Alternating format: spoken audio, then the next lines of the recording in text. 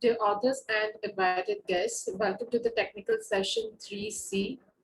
It is my great pleasure to welcome you to the fifth World Conference on Smart Trends in System and Security and Sustainability through Zoom on behalf of World Code 2021 and Global Knowledge Research Foundation.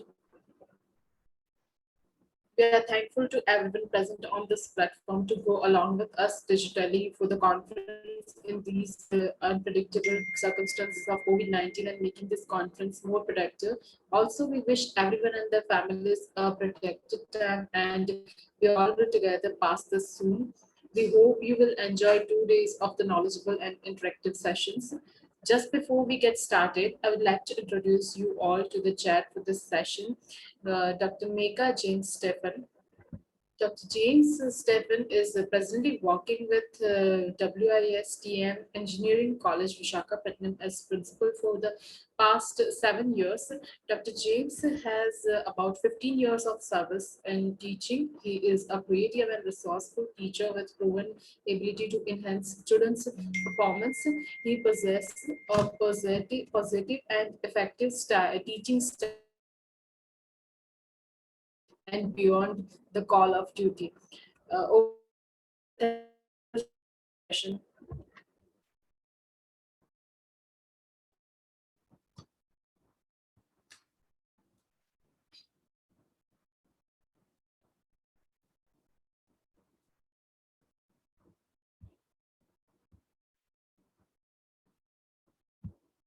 Hello. Yeah. Thank you so much chairing the session. Yeah, thank you so much for your kind introduction. And in fact, sorry for joining late because of the time confusion with the IST and BST there. Okay. So it's always a pleasure. And I was there in UK 2 years back, 2 times. And due to these pandemic situations, we could not meet in person, but still we are very happy that we could able to meet through online and thankful to this technology that is available today. And I welcome all the presenters. Okay, I congratulate all of you that you made a right choice to opt to this particular conference, World S4 2021. And now, without taking more time, I would like to listen to all your presentations and get interaction with you. And before going any further, I have a request to all the scholars or presenters today. Just instead of spending more time on introduction and definitions kind of things, because you have 12 minutes of time for presentation and 3 minutes of time for Q&A. I wish you to just get into the content directly and your contribution, focus more on your contribution so that the other participants would love to know your work and it will help each other to know your research better. So with these opening remarks, the floor is open for the presenters. So I would like to start with the papers. Our first presentation is from Mr. Ronak Kumar Patel. His paper is about improving collaborative filtering based recommender system with season and style features.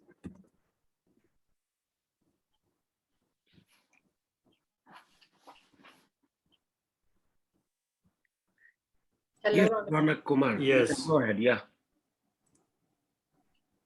We're waiting for your presentation. Yes, first. Yeah. Hope the screen is visible. Yeah. Okay. So the title is Improving Collaborative Filtering Based Recommender System with Season and Style Features. And I have with me my student Raghav Modi. So, okay, so this is the objective of today's presentation. So we'll more focus on our proposed model and what we conclude from that. And so this is the introduction. Like in 2021, about 2.14 billion people will have purchased Vaseline online. And in that, the recommender system will be an important part, which benefit both users and sellers. So every person is unique and the recommender system should play a crucial role while selling products online, and that should be personalized recommender system, right? It should not be generalized. What is the motivation? So in the product recommender system, the other information like images, reviews, metadata, those are available. And the images in the product recommender system can be explored, and our focus is on fashion product recommender system. So by keeping that in mind, the season and style that plays a crucial role with the explicit feedback in the sense rating. So while we are purchasing fashion product, we just not look on the rating. We also see whether it is suitable based on season and style, right? So this is our proposed approach.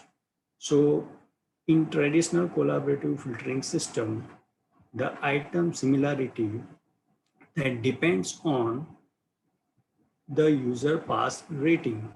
Based on that, the items similar are considered, and then based on user past rating, the items will be recommended to the users.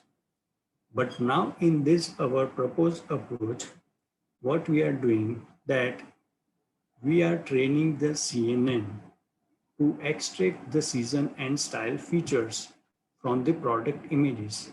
Now, how to extract the season and style features from the product, right? So for that, we have trained the CNN on fashion product dataset, which is a subset of Myntra dataset, and in which the season and style is available. So we have trained our CNN model as a classification. Once that model is trained on that season and style, we have taken those architecture, and then on our Amazon product dataset, we have given images one by one, and then from these two CNN, we extract the features. One CNN will give you image feature based on season, and another will give you features from style, based on style. So from each CNN, we are getting 128 feature vector. That is a feature vector size, right? Then we combine the features. Here we have taken two approaches. One is concatenation of those features, and another is taking the mean of these two features. Once we have these features, to find out the similar item, we use these features rather than the ratings. Once we have the similar items, based on that, the users and the past rating of that users will be considered, and the users, those items were rated high by that user, particular user, and the similar product to that item will be recommended to the users, right? So here we have incorporated this season and style feature, and based on the user past rating, means this is the item based collaborative filtering which uses season and style features, and we are using the transfer learning here. So this is our proposed merge approach, and this is our CNN architecture that we have trained for season and style features. And how to predict the rating? Once you have the similarity of items for the particular user, or you can say target user, you can take the past rating of the target user and the similarity that you got for that item, and based on that you will get this. And similarity is a Pearson correlation similarity. So based on our experiment, the three methods: one is the traditional item based collaborative filtering, the second is the similarity that is based on concatenation of season and style feature, And the third one is similarity based on mean of season and style feature. So M2 and M3, these are our approach, and M1 is the traditional collaborative filtering approach. With that, we are comparing. And this thing we have experimented on Amazon product dataset.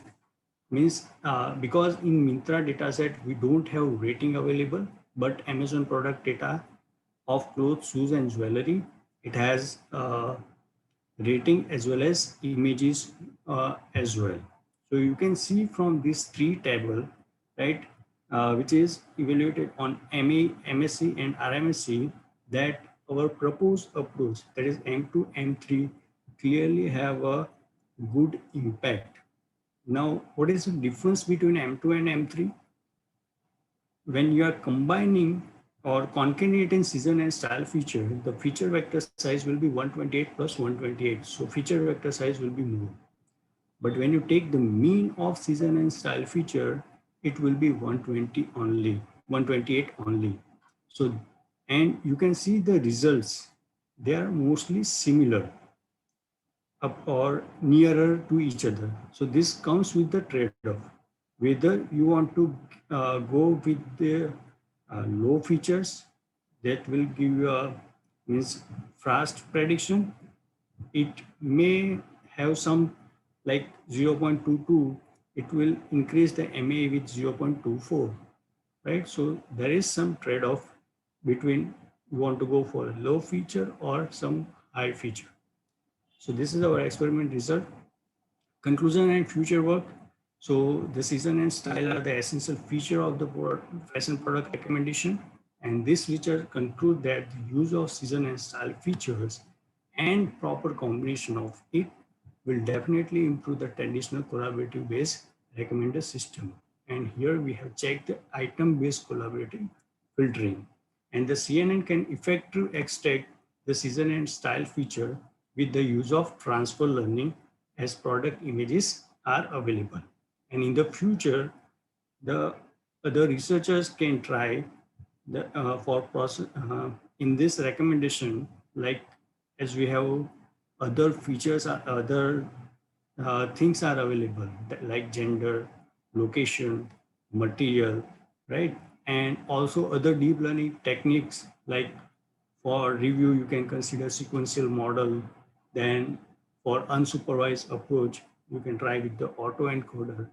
Then again, this can be explored. So this is the conclusion and future work. And these are the references. And with this, I will conclude my presentation. Thank you very much. Yeah, thank you, Mr. Ronak. It was a nice presentation. Thank you, sir. Yeah. Yeah. Is there any specific reason that you confine yourself to fashion products, or to confine yourself to that particular scope? Yes, sir. So like when we are searching for data set and when we are reading the paper from Macaulay, we are getting the Amazon data set. And what we found in that Amazon data set, the ratings, review, images, all things are available. Now, if we train our model on the same data, it might be possible that there is a bias in that. So we then start searching for another data set similar to that and in which ratings are not available. So then we found this fashion product of which is subset of Myntra data. Yeah, got it. So based on the data set, you confine to this particular. Yes. Right. Good. So any other questions from the other participants? You are free to ask.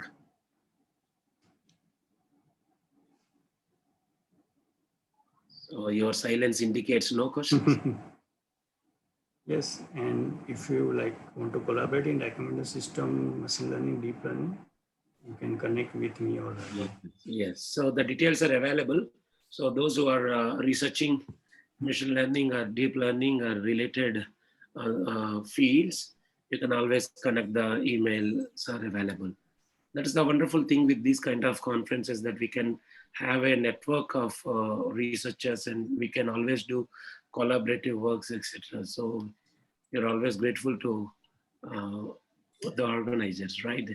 So thank you very much. And we'll move on to the, So should we move to the next presenter? yes. Our next presentation is from Mr. Harshit Mohan Kumar. His presentation is about the classification of recyclable waste generated in Indian households. Yes. Am I audible? Yeah, yes, of course, you're audible. Yes. Okay, I'll go ahead and share my presentation. Go ahead.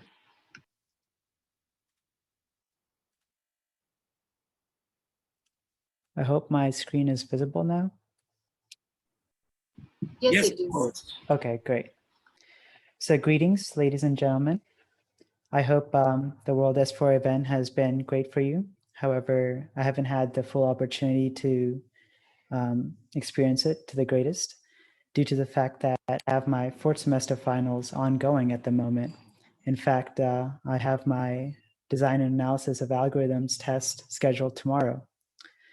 Well, with that being said, my name is Harshith, and today I'll be presenting our research work, classification of recyclable waste generated in Indian households, on behalf of my fellow co-authors, Zaid, and our mentors, Dr. Natarajan and Professor Nithin.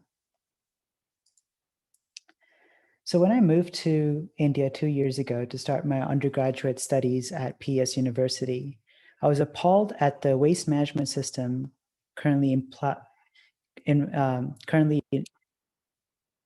I'm sorry, I'm freezing.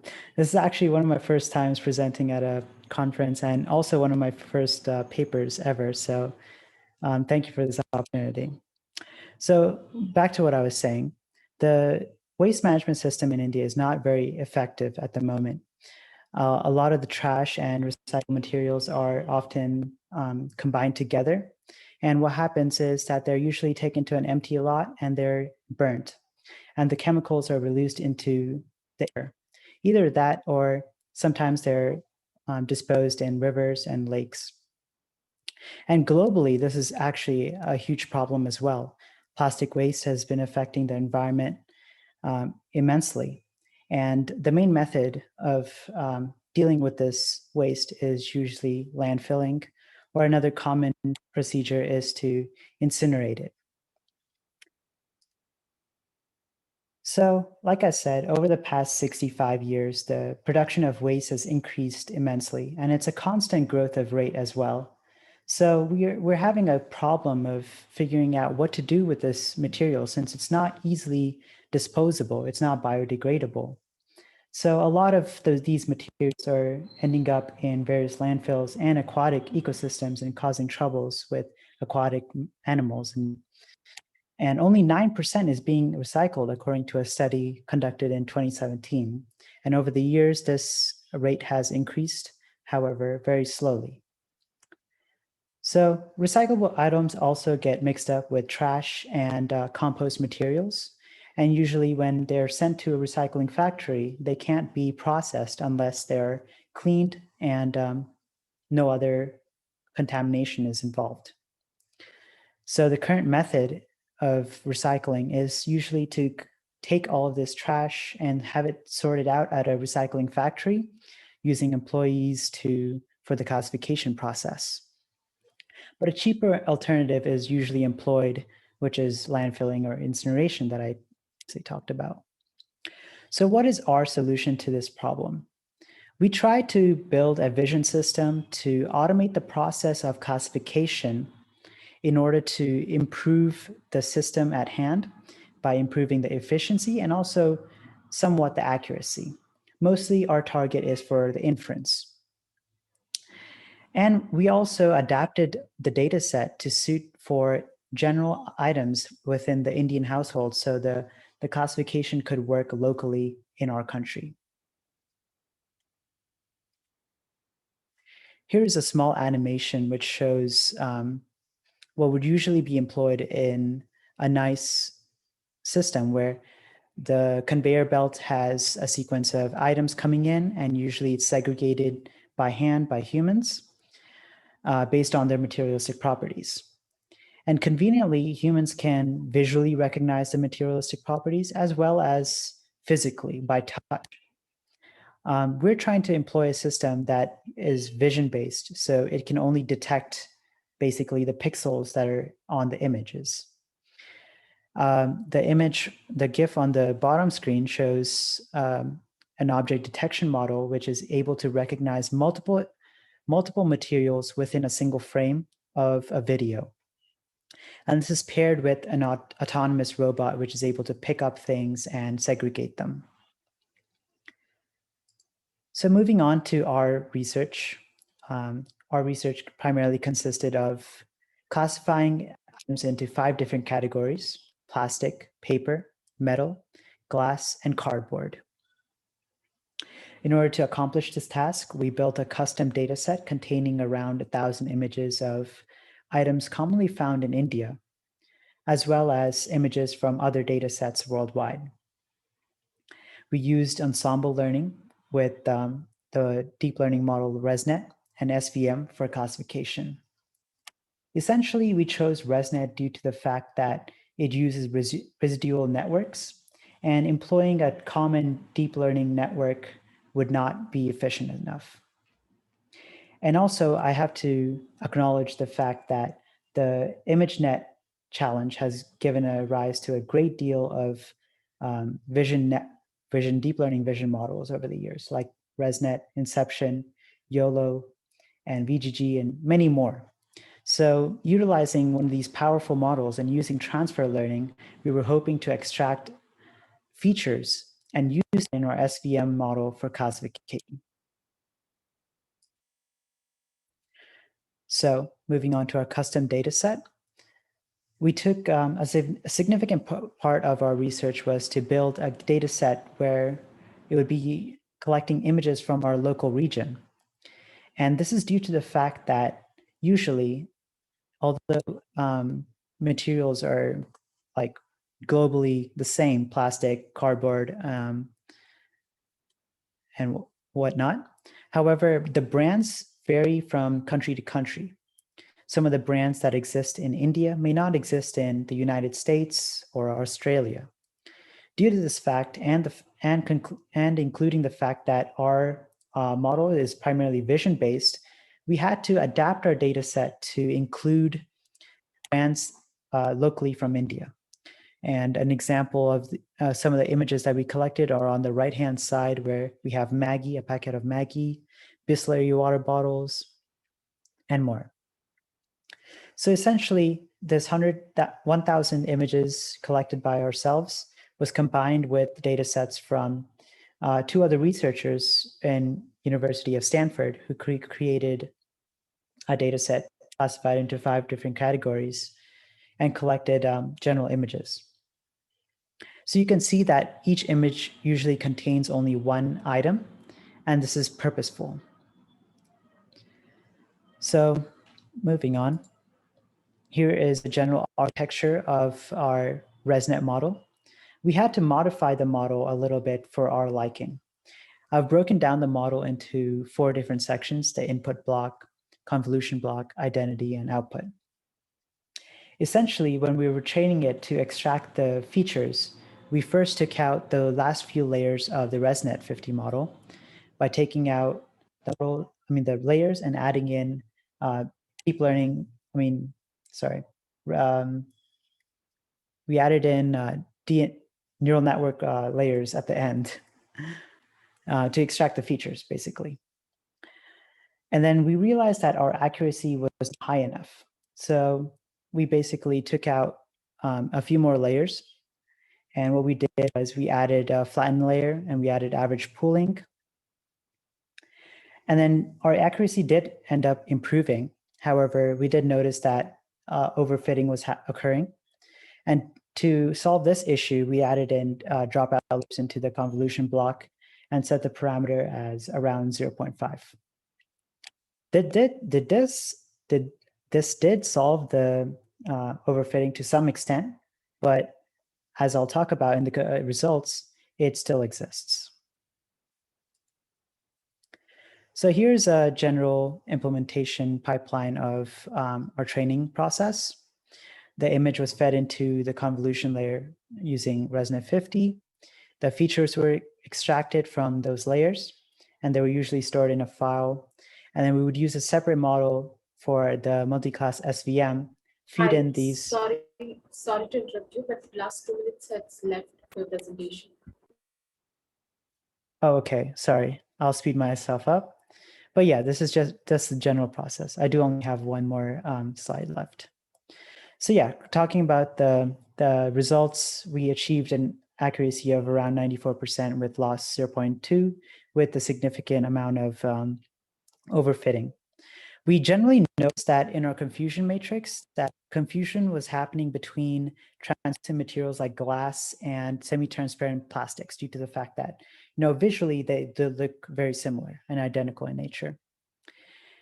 And although our research didn't propose any groundbreaking results, we hope that by producing this custom fit model for essentially Indian items, we increase the motivation for research, further research and implementation for segregating recyclable materials in this field. Thank you very much. If you have any questions, I'll take them. Yeah, Harshit, thank you very much. And we appreciate your efforts in spite of your other assignments. And the problem is very interesting and it is very much needed. And I wish this would come into real-time use and your simulation would come into reality. And is there any specific reason that you use select vector mission for classification, or you just select it randomly just because it is an efficient machine learning algorithm? Yeah, so the classification versus object detection, generally we chose classification because it's a much simpler task to approach, and that was our primary decision. Okay. So any other questions from the participants? Yes, Harshit, I have a question that like if you have you tried with the Cello network rather than ResNet? Because what I have observed when we experimented that when we use this VGG16 network for fashion product data, the result was not that much good. But when we go with the Cello network and we have designed our architecture, we are getting the good result. So have you experimented on that? Or? No, I have not actually. And thank you for adding that. I'll definitely check that out. It is Cello, right? Yeah, Cello network. Cello.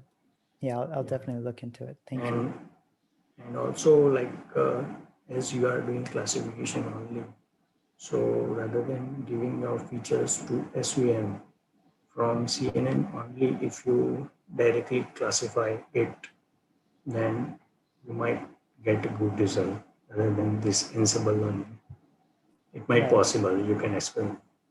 Yeah, and I think our thinking for that was we didn't want to overfit the model too much, and we chose yes. for that reason. That may be because of this complex model. That may be the reason for overfitting. Yeah, and our data set's very tiny as well. It's only 3,000 images. Yes, so model is complex, ResNet, and you have like 1,000 images. So that's why it is like overfitting kind of thing, isn't it? Yes, thank you. Yeah, thank you, Ronak. And any other questions? And I request other presenters to limit your presentation to 10 minutes so that we'll have more time for interaction and discussion. Thank you very much, Harshit. And I'll be for your tomorrow's assignment too. Thank you. Yeah, we'll move on Thank to the you so much, Harshit. Yes, sir. Our next presentation is from Ms. Anjali R. Sharma. Her presentation is about review on convolutional networks for sensitive to image classification.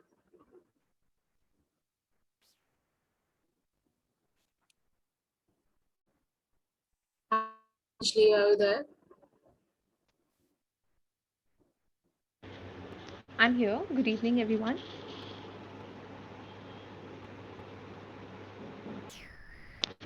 Am I audible? Yes, you are audible. You can start your presentation. Okay. Yes.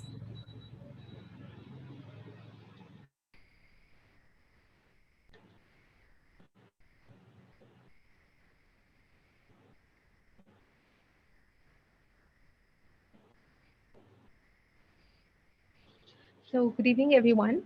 I'm Anjali Sharma from College of Engineering, Pune, India. And under the guidance of Suraj Sawan, I'm presenting you all my today's topic. The topic of my research, systematic review on convolutional neural network for Sentinel-2 image classification. These are the contents I will be going through. Uh, so, as we know that the technology has advanced in various domains, in different scientific domains, enhancing different technologies like different field of engineering, and there is a competitive niche within this technology itself, within these domains, scientific domains itself. So the combination of deep learning and remote sensing is one such relationship that has bloomed recently. And this advancing intervention has gracefully moduled, or you can say modeled the remote sensing applications in our day-to-day life. So in this topic, in this research, we have focused specifically on Sentinel-2 dataset, and we will be exploring the combination of deep learning and remote sensing, how deep learning has advanced or enhanced the remote sensing. So we are in this topic, we are focusing on satellite image classification, which is one of the most dug segments of remote sensing. There are various other processes of in remote sensing of image processing, specifically like image segmentation, then change detection, then classification, as that we will be doing. So deep learning No, holds. Anjali, you can Hmm, make this a slideshow. sorry. You can make this slideshow, this PPT from the options menu slideshow. So Able it to will be hear more you. convenient. You just press F5. Sorry. You can show it as a slideshow instead of just clipping. Did you get it? It is a slideshow only. It's like, is it not visible over there? No, it remained at the first slide itself. Oh, okay. I'm sorry. I'll just Yeah, you can share it. give me a minute.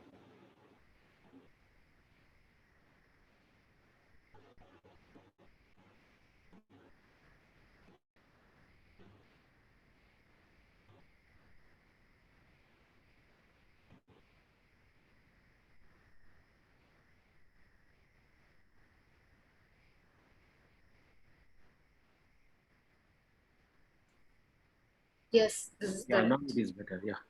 Is it Yeah, visible now? move on to the slides now, please. Hmm. Go ahead. So this is the contents of what I'll be presenting today. And as I explained, that deep learning and remote sensing has like been a great combination in this advancing technology, and deep learning has gracefully accelerated the field of remote sensing. So we are focusing on satellite image classification using convolutional neural network. It is a concept of deep learning. So deep learning holds promising future to fulfill the needs of challenges that is coming ahead or experienced in remote sensing. The image classification, as we know, is it assimilates the characteristics or features, different features of images, and like for example, in our case, it will be like the area that will be captured, like features like different classes, for example, roads, water bodies, vegetation, and so on. And these images will be taken from a satellite called Sentinel-2, that is a Copernicus satellite program by European Satellite Agency.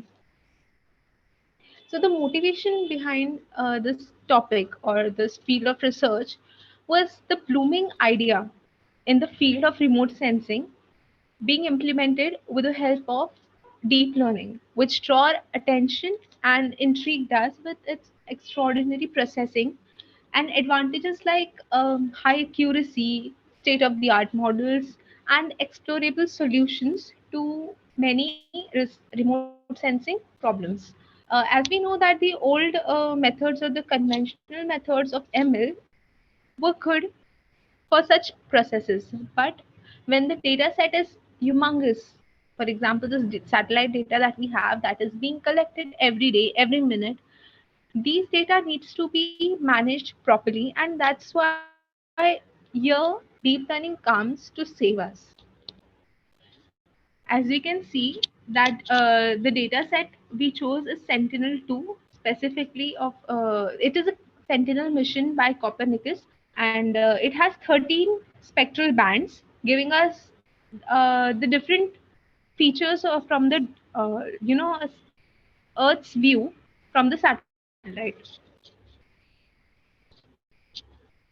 So these are the research papers that we referred to for our research topic. It is a systematic review. So these papers contains a huge amount of information, or you can say a group of papers, research papers studied for our purpose.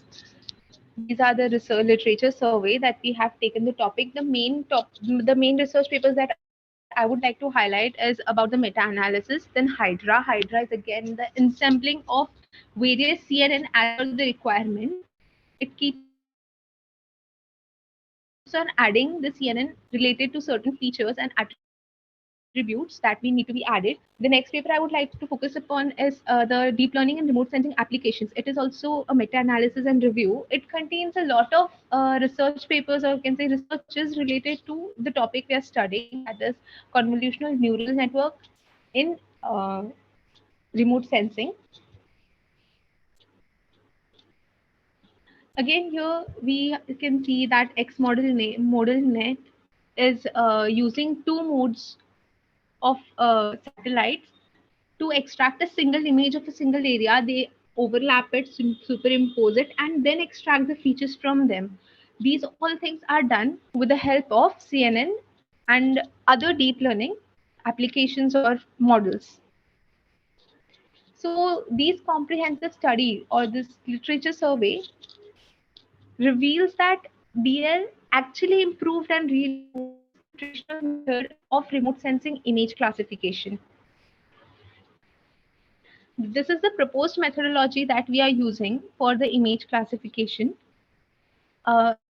We can see that the Sentinel-2 images, the best benefit, or you can say one of the best advantages of using CNN is the images need very minimum or very less pre-processing steps. So we convert this Sentinel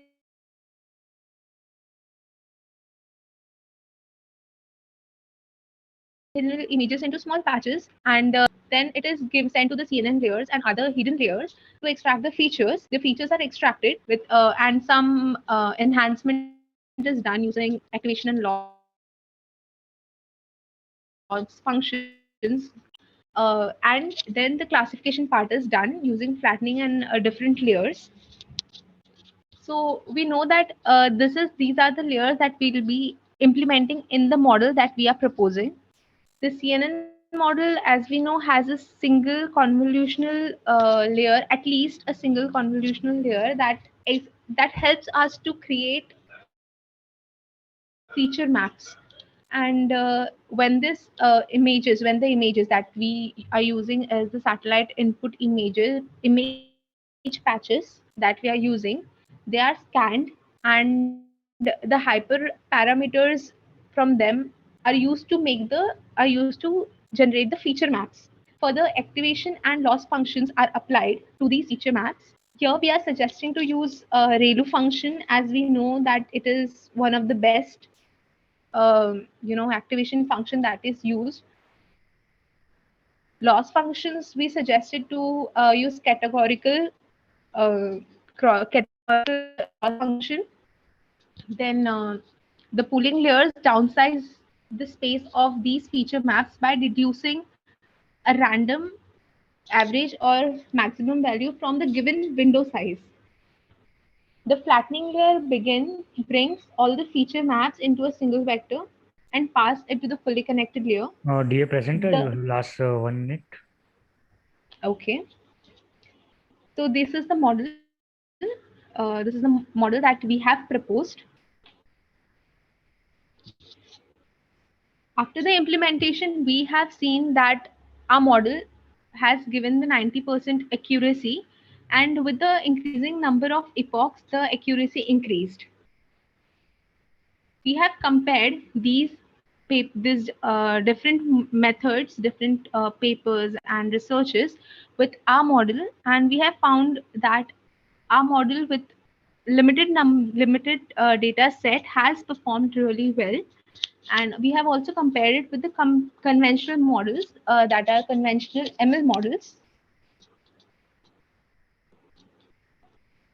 The research gaps that we have identified throughout the literature survey were, I'll just make a brief of it.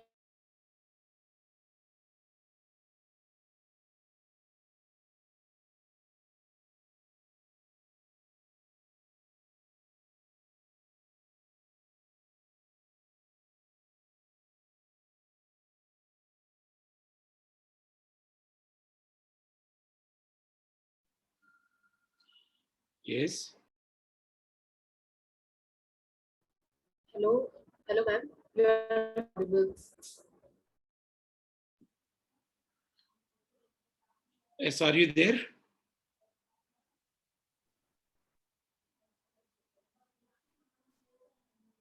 Hello, Miss Anjali.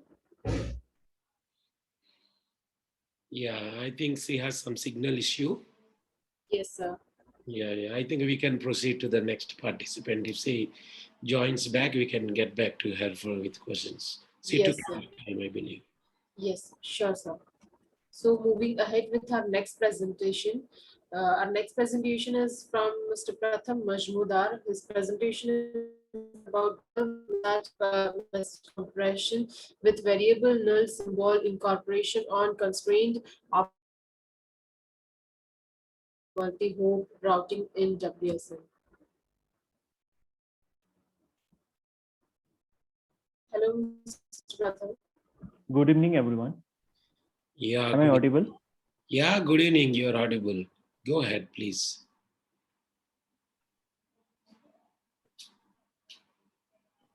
Okay. My screen is visible. Yes, visible. Okay. Very good. Thank you. Good evening, everyone. I am Pratham Majumdar. I am research scholar of University of Calcutta. And today I am going to present my paper entitled Dual Message Compression with the Variable Null Symbol Incorporation on the Constraint Optimization Based Multipath and Multi-Hop Routing in Wireless Sensor Network. Before starting my paper, my presentation, I would like to introduce my co-authors. My Tuhin Mujumdar is from the Cognizant Technology Solution, and Punasha Chatterjee from Jadavpur University, and Sandro Sesta, my student from CMR Institute of Technology, Bangalore. This is my outline of the presentation. So basics, first I'll say something about the wireless sensor network. So in the recent years, there has been a phenomenal growth in the use of wireless communication in almost every sphere of life. And many real life applications are heavily dependent on various types of sensor based application, and they are actually forming the wireless sensor form. So the wireless sensor, the most interesting feature is they are characterized by heavily dense deployment to get the high scalability and to avoid any kind of fault tolerance. And the primary objective of this sensor node is to continuous monitoring of the physical phenomena. And most of the sensors are based application follows the dense deployment in a remote geographical region where the human intervention is particularly not absolutely available. So they are all equipped with a very limited amount of battery resources. And the most important thing is that frequent replenishment of the power resources of these sensor devices is not actually possible. So energy here is a big issue for the wireless sensor network to get the high durable activity. So energy can be conserved in various layers of communication protocol, either using the MAC layer or in the network layer or in the physical layer. Like in the MAC layer, we can reduce the energy consumption by reducing the collision of packet, the number of collision of the packet, or by reducing the retransmission of the packet. And similarly, in the network layer, we can incorporate the intelligent routing algorithm, and also in case of the physical layer, we can easily reduce our energy consumption by introducing very efficient source coding scheme. So let's look into the design of the sensor network. So sensor network is sensor node is basically can be divided into three parts. So first one is the power source, next one is the transceiver, and another part is the sensing module, and other part is the a storage device.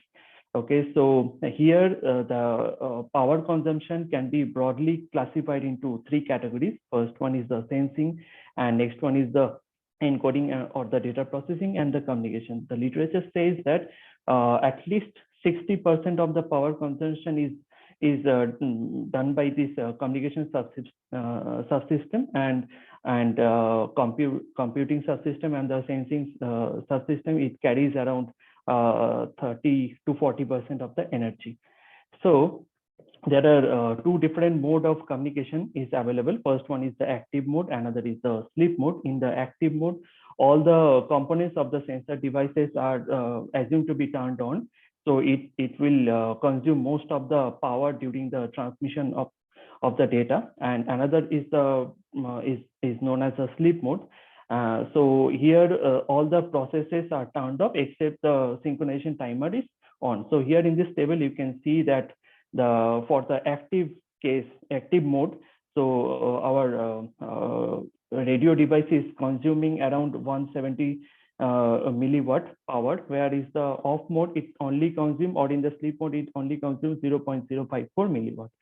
So the objective is to make the transmission in such a way so that our transmission will lie in the deep sleep mode. So there are multiple number of sleep modes are available. First one is the observe mode, then the monitor mode, and the deep sleep mode.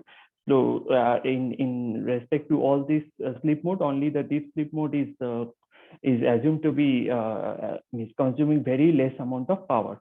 So our motivation of this work is to produce an energy efficient algorithm scheme. Basically, we are producing the source coding scheme that will produce a high frequency symbol in the encoded bit stream. That is also known as the silent symbol communication. And also it enhances the operation of the sensor mode in a deep sleep mode. That will actually reduce the power consumption of the entire process.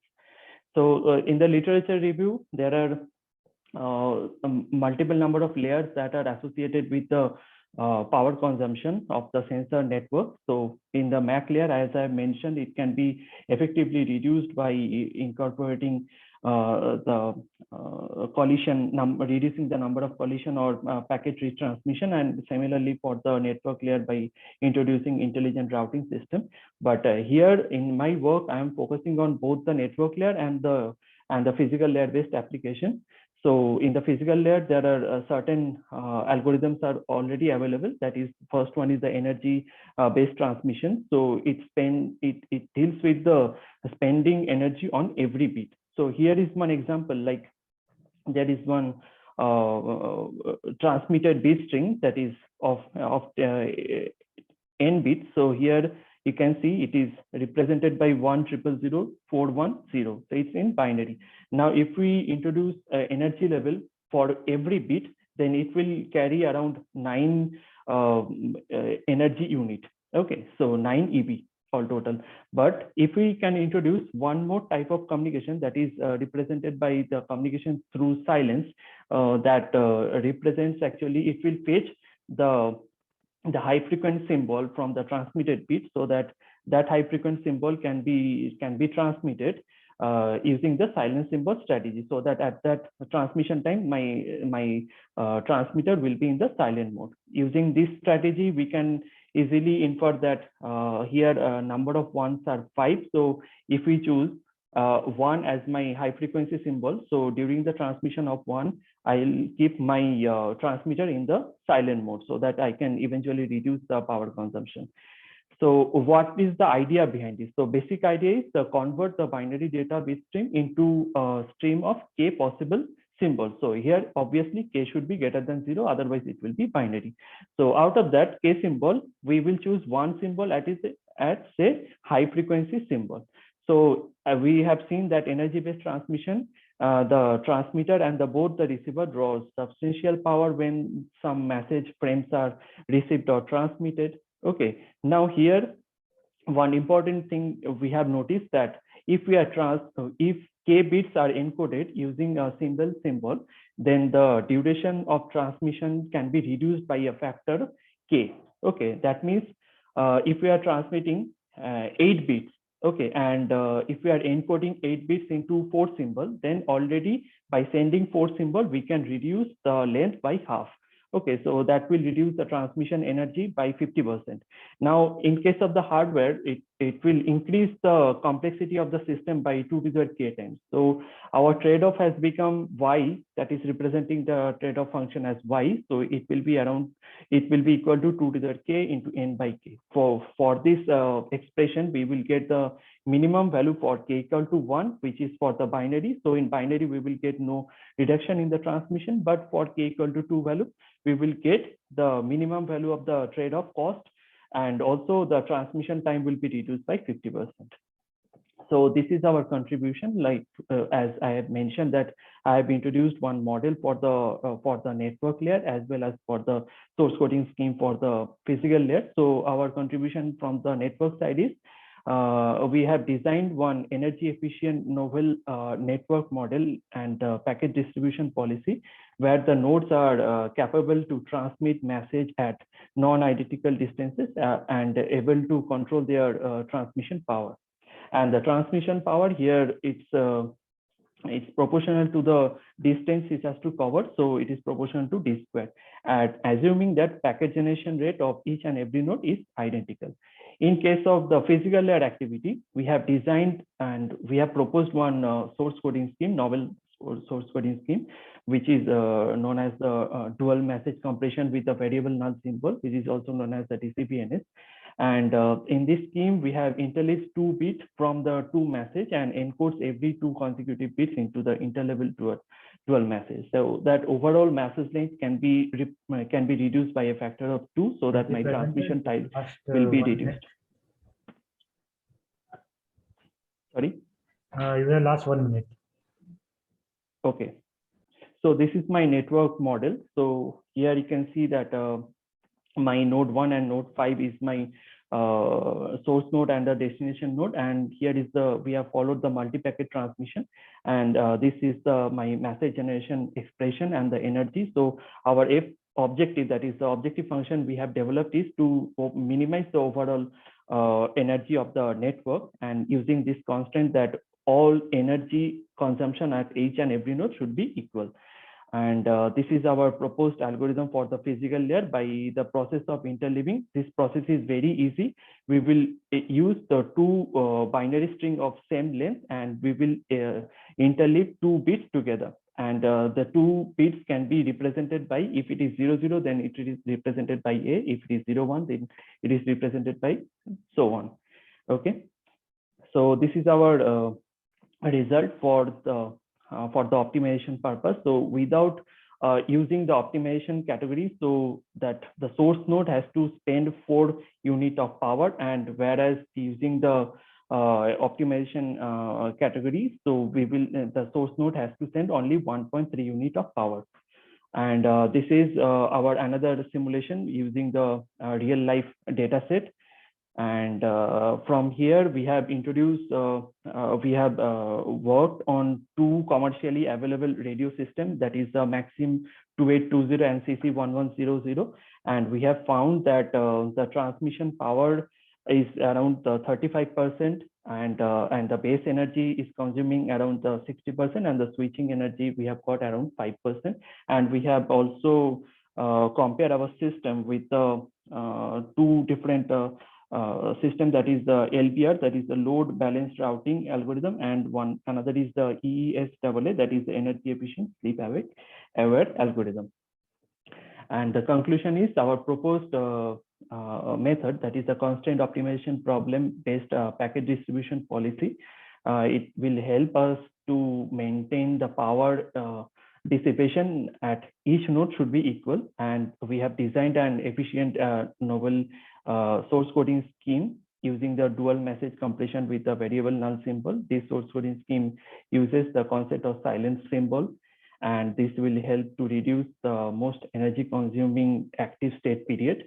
And this will be can be used for both the single hop or the multi-hop based communication. Thank you. Yeah, thank you. Your work looks to be good. And in fact, it is more for energy saving. Yes. Yeah. Any other object? I have done the theoretical analysis on that, means based on purely mathematics. Yeah. Yes. Would any other questions? The proposed algorithm or results or anything, if you have, other presenters can have any questions. Otherwise, we'll move on to the next presenter. Okay, thank you. Yes, sir. We are moving ahead with our next presentation. Our next presentation is from Mr. M. His presentation is about significance of thermodynamic approach of atmospheric water generator for solving fresh water scarcity.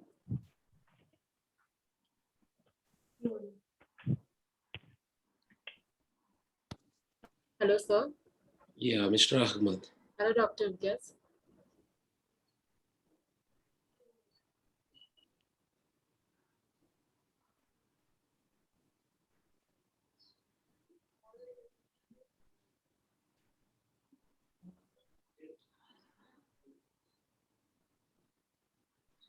Yeah, good.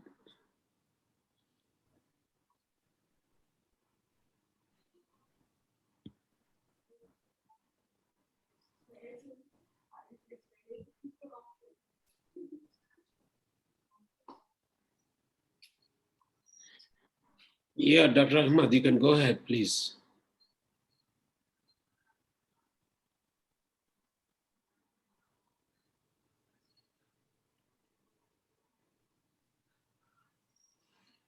Hello, you can start your presentation.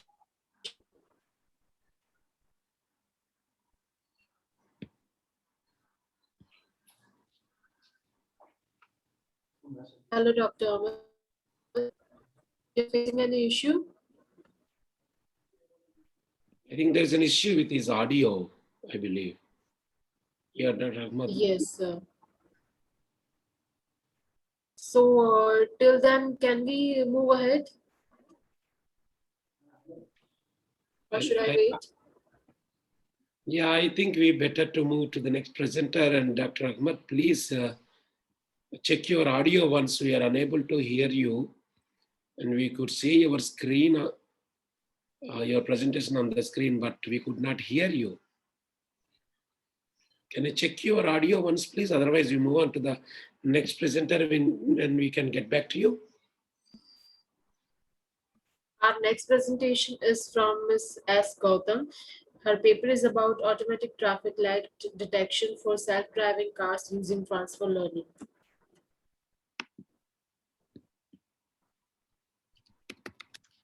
Good evening, ma'am.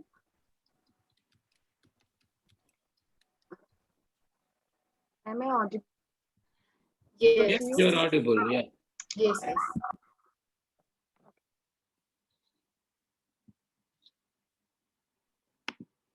Yeah, you can go ahead with your Yeah. Is my screen Is my screen visible to you, sir? No, not yet now. Yeah, it is visible now. You can go to the slideshow. Yeah, that's good. And my request is to focus more on your contribution instead of spending more time on the introduction and other definitions.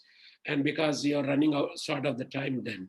So please take little time for introduction and basics and spend more time on your methodology and your design and your contribution. Okay, go ahead now. Okay, sir. Okay. First of all, I'll introduce myself. So my name is Sarita. I'm working as a research scholar in the Department of Computer Science and Application, Punjab University, Chandigarh. I am here to present my views on the topic automatic traffic light detection for self-driving cars using transfer learning. Okay. This is the outline of my research paper. First of all, introduction, then the proposed system design, then standard data sets that are available, that are publicly available, and the loopholes in those data sets, then CNN-based pre-trained transfer learning models for extracting the features from the images, then random forest classifier for classic. Rapid urbanization has led to increased road accidents, and safer transportation is necessary for saving human lives on roads. So with the advent of self-driving technology, not only transportation will become safer, but also the mobility for differently abled will also increase. So self-driving car needs to detect traffic lights accurately and act accordingly in order to create a better and enhanced self-driving cars. So an automatic traffic light detection system is needed. So transfer learning is basically, now I'm going to explain what transfer learning is. So initially before transfer learning, what we used to do is we used to train our system on number of images and extract features from those images using convolutional neural networks, and then classify the images, which used to take a lot of amount of time and resources and memory, because the images the features were to be extracted from scratch. But using transfer learning, what we can do is we can reuse the features of pre-trained CNN models and then assign those features to extract a new information from from a new image. So uh, this is basically reusing the features that has already been extracted and extract new information from some other images. So transfer learning is a technique which focuses on storing the knowledge gained by solving one task and then reusing that knowledge to do some other task, but a related one. Okay. So and the benefit of using transfer learning is that it has been pre-trained on ImageNet dataset that have around 1,000 classes and around 1.2 million images, which makes it robust and general to be used for training and testing some other task, but the task must be related. For example, other images of dogs, cats, plants, traffic light, etc. So now role of transfer learning in our study. So in our research problem, we applied transfer learning models to uh, train images of traffic lights, traffic scenarios, and identify traffic light from them. The CNN-based model requires an extensive amount of data to learn by seeing different examples. So using transfer learning, the models that have been already trained on millions of images, uh, which makes the model robust to identify different kinds of objects. With the help of transfer learning, the need of handcrafting the feature extraction methods gets eliminated. So this is the proposed system design which we used. So we use Lisa and Lara traffic light data sets and applied transfer learning methods on them like VGG16, ResNet 50, Inception, Exception, AlexNet, DenseNet, etc. And then applied one hot encoding on them and then extracted features and finally applied random forest classifier to classify the traffic light color as red, yellow or green. So these are the publicly available data sets that we used. The first one is Lara traffic light data set. It has around 11,000 plus images of 8-minute video, and it was captured using Marlin sensor F46C with a 12 mm wide lens camera, and the image resolution was 640 cross 480. And the second data set was the Lisa traffic light data set, which contains about 43,000 frames and 100,000 annotated images of 40-minute plus video, and it was shot using Point Grey's Bumblebee XB camera, and the image resolution was 1280 by 960. So now these are the detection, the features that a traffic light contains. In normally, or the most important features of a traffic light are color and shape. For mentioning color, the red, yellow, and green color, and for mentioning the shape, the circular shape, arrow shape, or any other shape according to a particular city. So the loopholes in the data set. This is the most important thing, that the data set which we took were not properly organized. They were just road images containing everything from the road. So there were no proper categorization of traffic light classes as red, yellow, green, or no light, or vehicle light, etc. So that the proper categorization was not provided. So this is what we did. We modified the data and divided the images into proper categorization that have been mentioned in the subsequent sections.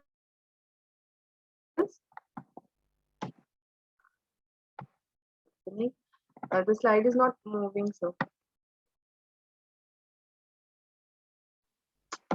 okay, just some, yeah.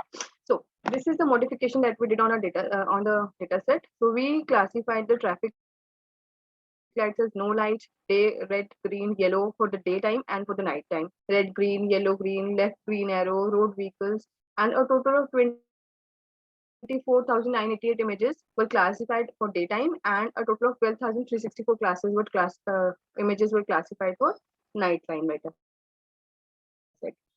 So these are the sample images from the data set. The first image is the real red light image from daytime data set, and the second image is red light image from the nighttime data set. Okay, after that we applied one hot encoding. So what one hot encoding is, it converts the categorical data or classes into integral values or labels. So it generates one boolean column for each category or class. So one of the category column can take a value 1 for each sample. For example, if day red is given the numerical value as 1 and all the other classes are given numerical value as 0. Somewhat like this, you get that every class is categorized into a categorical value, which makes the system to identify classes easily.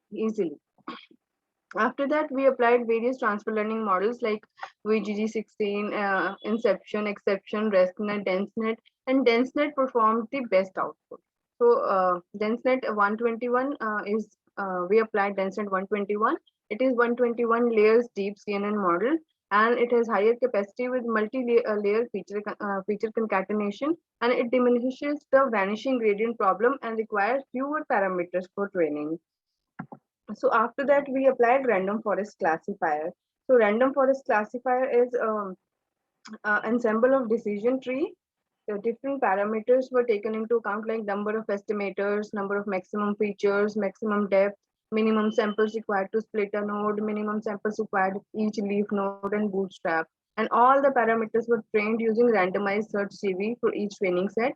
And threefold cross validation was used, which means that for every parameter combination, the model got trained on 2/3 of the training data, and 1/3 of the data was used for validation. These are the experimental results. So AlexNet, VGG16, Inception, Exception, RESTnet, and DenseNet were applied on both the data sets. And this is on LISA traffic light data set. So here in the last row, you can see the DenseNet performed the best accuracy, and it gave around 99.88% accuracy in daytime and 98.89% accuracy in nighttime. So this is the infographic of our experiment with our study. Here you can see that DenseNet performed best of all. And here is the study in comparison to the literature. So as you can see that our method performed best of all the possible available literature.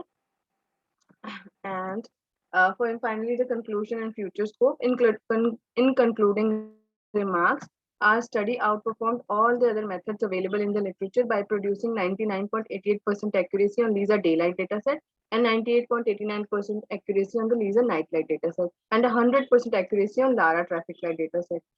So for future scope, we'll be creating customized local dataset from our city and categorize the road images into traffic light classes then transfer learning methods or other feature extraction methods will be used for creating robust traffic light detection system, and different classification methods would be applied for classification. Finally, the references are provided, and thank you so much. If there are any queries, you can please ask me. Yeah, thank you. It was a nice presentation. Thank you, sir. And, on which platform actually you executed your code? Sir, I used Python, and we executed this code on Google Colab, the pro version of Google Colab. Okay. Yeah. So I purchased the pro version of Google. Yeah. The results what you presented are based Pardon? on results? The results what you presented Yes, sir. based on that. Okay, okay. Yes, Good. yes, sir. These results are based on these results are driven in Google Colab only. Wow. That looks good. Any questions, please? Yeah. Okay, I have one question. That is the one disadvantage of, am I audible? Yes, you're Yeah, audible. one Yes, disadvantage of transfer learning, Yes, you are. learning, whatever I know, that the negative learning aspect. So if your data is not perfectly correct, then there may be a chance of negative learning, that is, you will not get sufficient accuracy. So in that case, maybe the scratch Yeah, ma'am. learning will be better. So have you tested, have you faced this kind of problem in your simulation? That is, your data accuracy is not that, result accuracy is not that much due to certain. Yes, actually, this is you're absolutely right, and you're absolutely right. If the data is not correct, then there is a problem in transfer learning. That is why I modified this data. I found the loophole in You the have data set classified that the this data traffic was not into proper classes. Yeah, proper categorization. Yes, ma'am. Okay, thank you, sir. Yes. Okay, ma'am. Yeah. Any other I think queries? now, yeah, if there are any queries, you can go ahead. Otherwise, we'll move on to the next presenter. I think Dr. Mohammed is ready now with his voice check and audio check. So if there are no more questions, we move on to the next presenter. Okay, so sir, before leaving, I would like to appreciate and thank you and every other person present here to make this conference viable. And thank you so much. Yeah. Thank you so much. Okay, so one of our presenter is back, Dr. Imtiaz. So now are you ready with your presentation? Good evening, ma'am. I suppose I'm audible. Yeah, you are very Yes, good. yes, you are audible. Yes, sir. Yes, yes, you are. Yes, sir. Sir, I think previous presenter has to stop sharing the screen. Yeah, so it's done, sir. In no time, I'll just share my screen.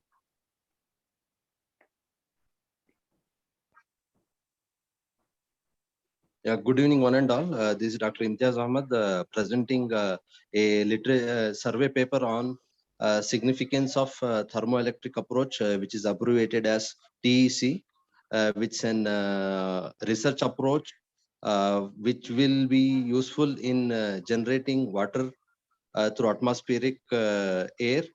The proposal of this was to solve the freshwater scarcity, in particular in the developing areas.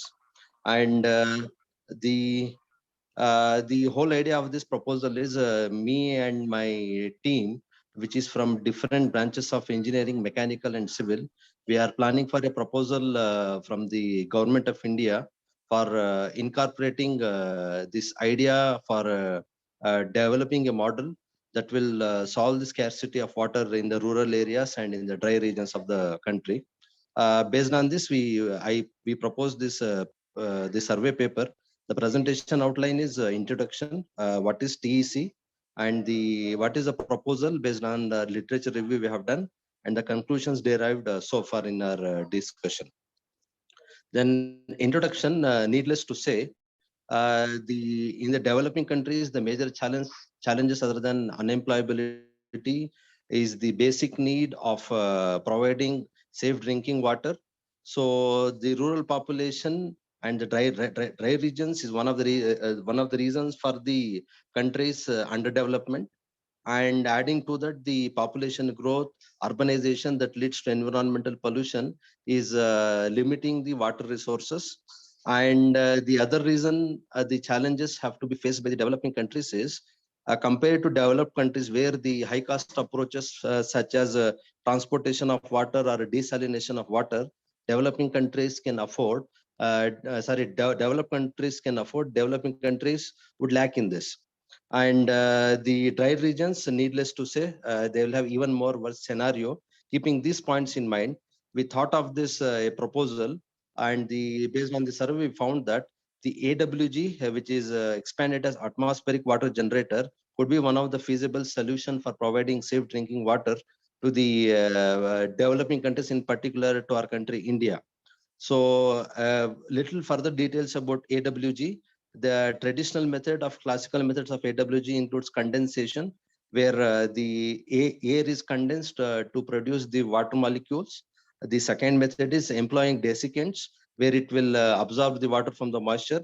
And the mechanical method of compression or the vapor compression using refrigeration were the few traditional methods till the concept of thermoelectric cooling was introduced.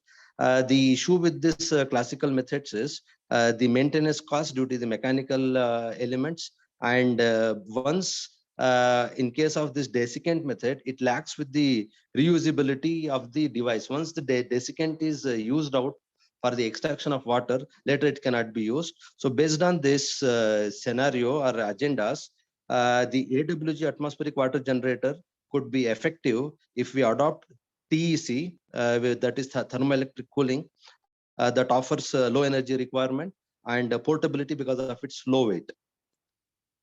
And then, so thermoelectric cooler is a thermocouple transducer which has the capacity of cooling the warm air, and it has the ability to condense the air moisture. Because of this small size and less weight, this AWG could also afford, we could afford portable AWG that helps in carrying the water resource along during the journey or for the travelers. And with the requirement of smaller voltages, this TEC-based AWG is a strong candidate for the renewable energy sources that include solar and wind energy. And continuing with the concept of TEC, TEC is the work on the simple concept of Seebeck effect, which refers to generation of voltage due to change in the temperature differences between two materials, whereas TEC is the converse of Seebeck effect, where it has the ability to release and absorb the heat when voltages is applied across its junction. So this phenomena of change in temperature or thermodynamics is referred as Peltier effect. Because of this Peltier effect and because of the semiconductors, TEC is very compact and simplified way of condensing the humid air. Then the capacity of the performance of the TEC depends on the device configuration, that we call it as Peltier device, that is made up of semiconductor materials, and mechanism what is used for cooling of the device. As I shown in this figure, this Peltier device has two sides. We refer it as cool side and the hot side. The cool side is the end from which it absorbs the air and condenses the air, and the hot side, because of this change in temperature, that section heated up. So in heat sinks to be adopted for cooling of this Peltier device. The design, one of the design challenges of this TEC is any improper in the heat sinks that leads to the malfunctioning or the vulnerability of the device performance. Then, as I told, this is a low-cost solution because of small size and no maintenance cost. Since it does not use any chlorofluorocarbons or any refrigerants, so it is eco-friendly. And from the literature review, it was revealed that the coefficient of performance that depends on the voltage and the water generated per liter, that has been better with TEC compared to other methods. Then in this work, or the proposal what we have made is that proposal should be suitable for the rural areas. So the idea behind our proposal is to develop a low maintenance and implementation cost model for atmospheric water generator. So TEC would be adopted, and the pictorial representation that included in our proposal is based on the literature survey, the area which is under considered, its climatological analysis to be carried out to find out the various climatic conditions that will affect the AWG performance. That includes the moisture content and the rainfall and other resources. Based on this analysis, the budget could be estimated. That involves the design of the AWG mechanical design. That I'll move on to the next slide. So the from the climatical analysis, as I told, the capacity or the functionality or the performance of AWG can be derived. So based on this analysis, budget could be estimated for the implementation of the AWG. That budget includes the configuration of TEC modules, mechanical design that involves air inlet, heat sink, the water collector, and even though the water collected from air is pure, if required, depending on the quality of the water, a filtering module can also be adopted. Once this is done, the feasibility study is done in terms of implementation based on the implementation cost and the performance, so that it could be proposed for the implementation. Now, the last stage would be the prototyping, as for every system, followed by testing and verification. So in this proposal or this paper, we have made an attempt to share our idea of implementing a AWG atmospheric water generator based on TEC. So in conclusion, so we have tried to address the existing and forthcoming challenges to be faced by any developing countries, particularly India and other countries. And in our paper, we have, because of the time restriction of the presentation, we could not discuss what are the related work that has been done. So in the paper, we have presented that, and the overview of AWG has been presented, and the use of TEC technology for the portable atmospheric water generator has been presented, and these typical steps that to be involved are presented. The issue of implementing this work would be the weather condition change in the weather condition. That would be the serious challenge in deployment of this system. So with this, I'll conclude my presentation. Thanks one and all for your valuable time and giving the opportunity for this presentation. So these are the references which I have made for our presentation. Thanks one and all. Yeah, thank you, Dr. Imtiaz Ahmad, for your presentation. Are there any distinctive research objectives at the end of this research survey? Could you hear me? Yes, sir. So actually, sir, yes, sir. So I could hear you, sir. Yeah, sir, the next stage of our proposal is we are working on building a prototype model. In fact, we have various schemes in our country. We call it as Unnat Bharat Abhiyan, where we have proposals to provide solutions for the rural areas. So we are working on building a working model based on this TEC module, sir. Yeah, good. Right. So it's a survey paper. So I asked the conclusion, if you come up with any distinctive research objectives, it would be easier for you to develop any kind of prototype for execution. Thank you, Dr. Imtiaz. Thank you. Thanks, sir. Thanks for the valuable input. Any other questions to ask? Otherwise, we will move on to the next presenter, please.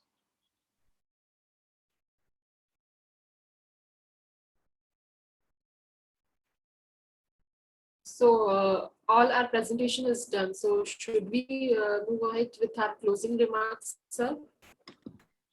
Yeah, thank you, Neelam. In fact, it's always a pleasure to be a part of Global Knowledge Research Foundation. I'm just a member of this great family. And in fact, today I enjoyed thoroughly all the sessions. In fact, great, sir. Yeah, in 2019, I was there in this conference at London Metropolitan University. And though I'm surprised, in spite of all these pandemic situations, how Dr. Amit and Mihir and all the other team are so committed to bring out the research outcomes. Yes, and to make available for the global knowledge. And I highly appreciate their efforts and the team efforts. and looking forward to much more in the future. Thank you so much, Neelam. Yes, sure. So I sincerely thank our authors for excellent presentation and contribution in this session, and all our participants being a part of this international conference. I hope this session was informative enough. All the presenters will be getting their certificates, digital certificates through email within 2 working days. All the papers have already put to Springer. The publication will be live within 5 to 6 months. So kindly cooperate with the team of World Expo 2021. Thank session chair, Dr. James, for chairing the session. Thank you so much, sir. A token of appreciation to the chair on behalf of Global Knowledge Research Foundation. Thank you so much, sir, for your valuable presence. Yeah, thank you. It's a pleasure.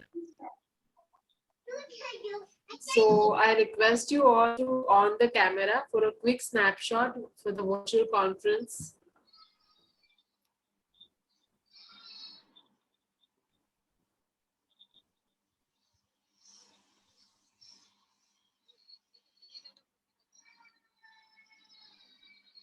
I'm sorry, my camera does not work.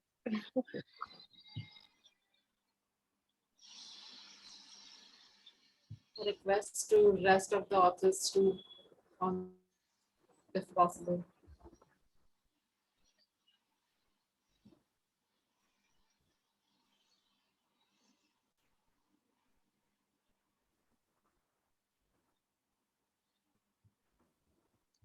Okay.